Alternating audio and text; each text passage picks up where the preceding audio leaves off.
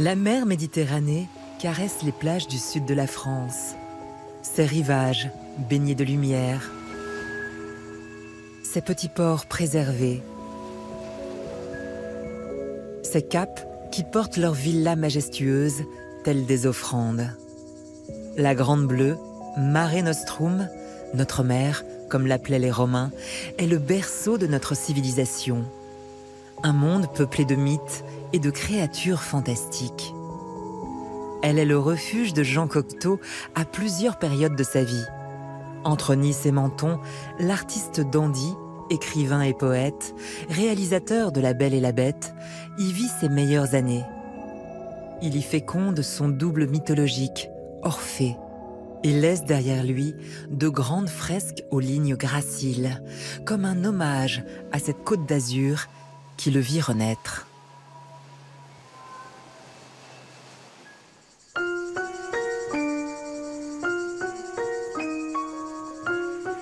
C'est un jour de printemps, en 1924, que l'artiste, alors âgé de 35 ans et déjà connu, choisit de s'exiler à Villefranche-sur-Mer. Il vient oublier la mort de son grand amour, Raymond Radiguet, l'auteur du Diable au corps, emporté par la typhoïde. J'habite un endroit bizarre, l'hôtel Welcome, une boîte complètement suspendue aux dernières branches d'un arbre de Noël étincelant. Les pieds dans l'eau, l'hôtel Welcome est alors un petit établissement familial réputé pour ses fêtes mémorables. S'y mélangent les Marines de la flotte américaine qui mouillent alors dans la rade, des têtes couronnées et une partie de l'élite intellectuelle et artistique du moment. Mais Jean Cocteau, lui, s'enferme dans sa chambre et passe ses journées à fumer de l'opium. Dans cette chambre 22, il commence à se regarder dans le miroir et à se dessiner jour après jour avec les ravages que son désespoir peut imprimer sur ses traits. Et il va se dessiner tel qu'il est, mais toujours très élégant. S'il est, comme il le disait, une usine de cristal en miettes à l'intérieur, il est parfaitement élégant à l'extérieur. Il va se regarder et il va se dessiner 33 fois. Et en fait, il va faire quelque chose de merveilleux, peu à peu, sans s'en rendre compte, il va créer une de ses œuvres majeures qui va s'appeler Le mystère de Jean Loiseleur. Je vous livre le secret des secrets. Les miroirs sont les portes par lesquelles la mort va et vient. Ne le dites à personne. Le thème du miroir va être récurrent dans son œuvre, bien évidemment. On va le retrouver dans la pièce Orphée, puis dans le film Orphée. Il ne pourra pas se dégager de cette idée qu'il a besoin de communiquer avec ses disparus, qu'il a besoin de communiquer avec ses défunts. Au fond, Cocteau ne peut pas supporter qu'on l'abandonne et il n'a pas envie non plus, lui, d'abandonner. Donc, le miroir permet cette impossibilité de rupture définitive. C'est à Villefranche que j'ai enfin trouvé ma mythologie personnelle. C'est là que j'ai eu l'idée de mettre la tragédie grecque au rythme de notre époque.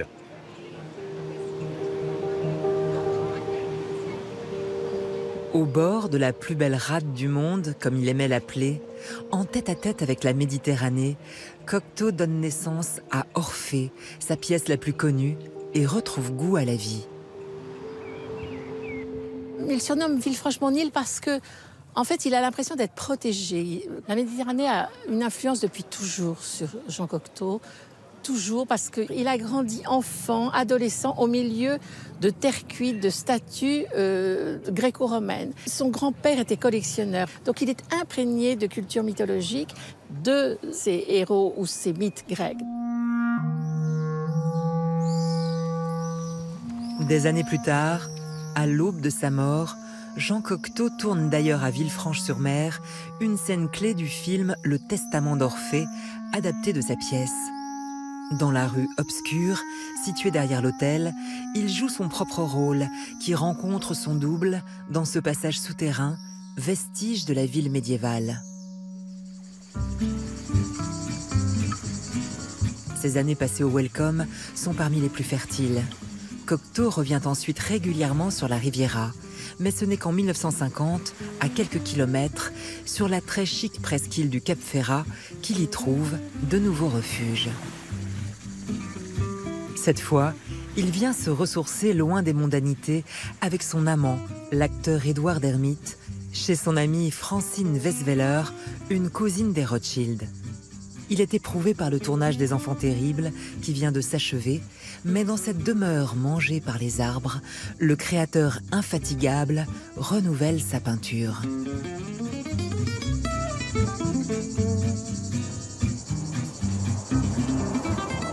Là, le Cocteau des années 50 n'a qu'une envie, c'est d'être chez lui, en pyjama et en robe de chambre, la plupart du temps, et éviter le plus possible de voir du monde, finalement.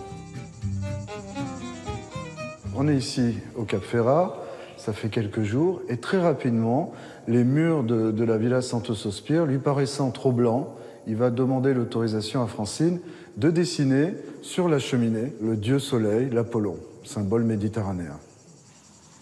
Picasso vient ici lui rendre visite.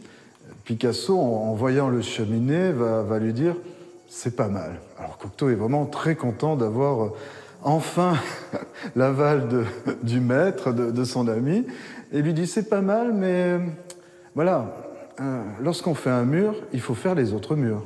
Donc Picasso va pousser Cocteau à réaliser toute la villa à peu près en 6 mois. Il ne fallait pas habiller les murs, il fallait dessiner sur leur peau. Santo Sospir est une villa tatouée. Pour réaliser ces fresques, Cocteau utilise la peinture à tempera, une technique artistique que pratiquent les Grecs dans l'Antiquité pour décorer leurs temples et leurs statues.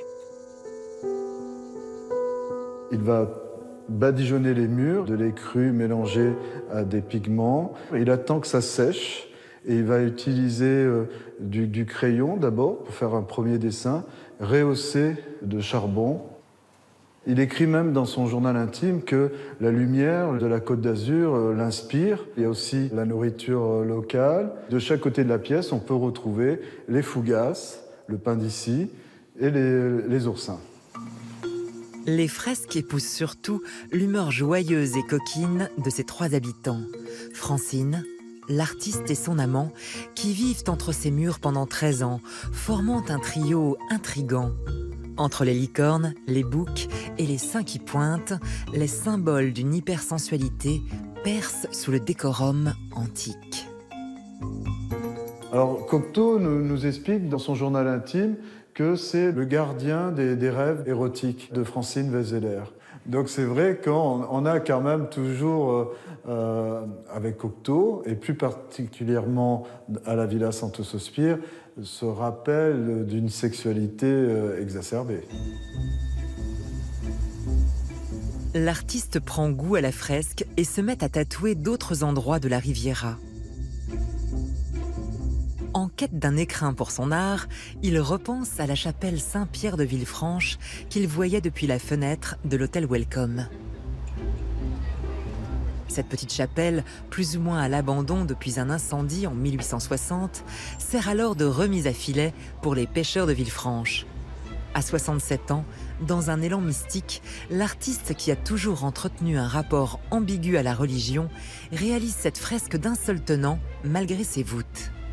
Il projette ses dessins, puis fixe les traits au fusain avant d'y revenir en peinture, livrant une ode à la Méditerranée.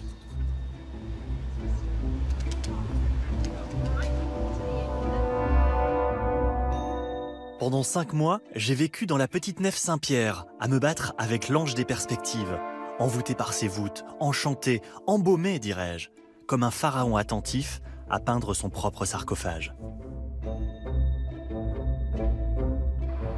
Quand on arrive dans cet endroit, c'est magique. Est-ce que vous vous rendez compte, tout ce qui est sur ces murs, c'est une merveille. Et aujourd'hui, on a l'impression que ça a été fait hier. C'est vraiment hors temps, complètement. Et quand je l'ai vu la première fois, avec sa lanterne magique projetée, j'étais là. Il était heureux comme un enfant. C'est ça qui était merveilleux.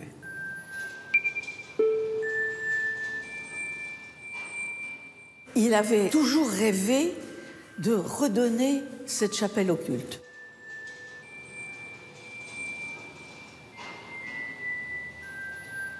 Dans cette chapelle, qu'il considère comme l'une de ses œuvres majeures, Cocteau représente Saint Pierre, le patron des pêcheurs.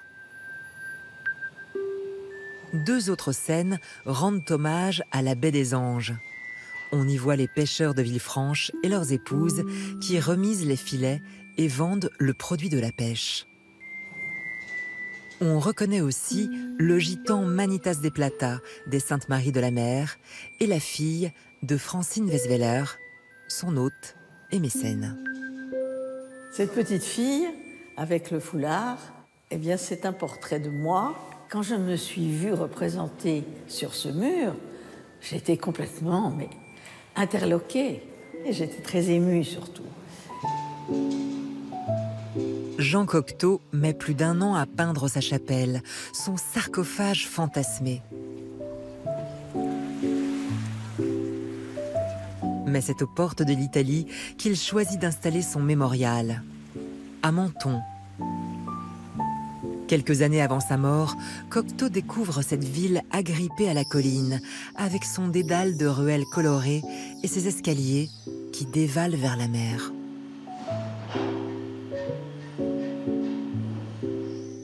Il est immédiatement sous le charme de cette ville. Il en écrit des poèmes, il l'écrit, le parvis de Saint-Michel le fascine, la ville lui plaît, et puis il est dans cette ambiance et cette atmosphère méditerranéenne, exotique, et tout ceci va se retranscrire très rapidement dans le travail qu'il va faire à Menton. En 1956, Cocteau peint la salle des mariages à la demande du maire et invente un nouveau style, fait de lignes méandreuses, inspiré des labyrinthes des temples de Knossos. Lors de son séjour, il remarque un fortin du XVIIe siècle, abandonné. La ville lui propose d'en faire son musée. Cocteau lui préfère le terme de bastion. Sur la façade du bastion, on va voir le faune, on va voir les amoureux, qui sont les amoureux mentonnais, les innamorati. On va voir Orphée, le fameux Orphée qui est son double mythologique. Donc il imprime déjà ce qu'il est sur cette façade.